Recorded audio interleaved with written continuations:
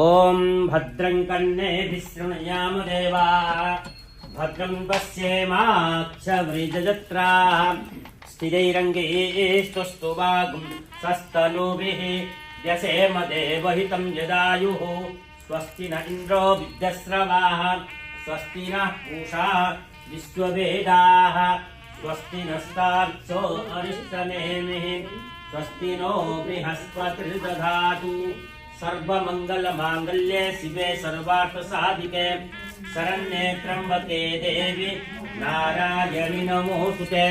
ओम पूर्णस्तुवादित्यानुग्रह वसवः सामिन्धतां पुनर्ब्रह्माणो वसूनि खजदनैः ऋतेन त्वं सन्वं वर्धयस्व सत्याः सन्तु जजमानस्य कामाः।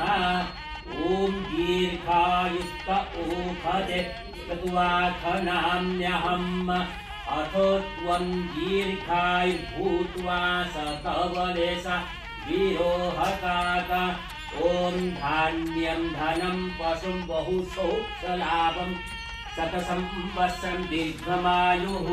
शिव पार्वती लक्ष्मी नारायण अनुग्रह आशीर्वाद प्राप्त्यर्थं सुख जीवन प्राप्त्यर्थं आयुः आरोग्य निरोग्य प्राप्त्यर्थं उत्तम स्वास्थ्य आरोग्यता प्राप्त्यर्थं शिव विष्णु देवालय गणपति शिव पार्वती सुब्रह्मण्य महालक्ष्मी वेंकटेश्वर भूदेवी राधा कृष्ण रामचंद्र नवग्रह हनुमान कालभैरव दुर्गा देवी अनुग्रह आशीर्वाद प्रसाद सिद्धिरस्तु।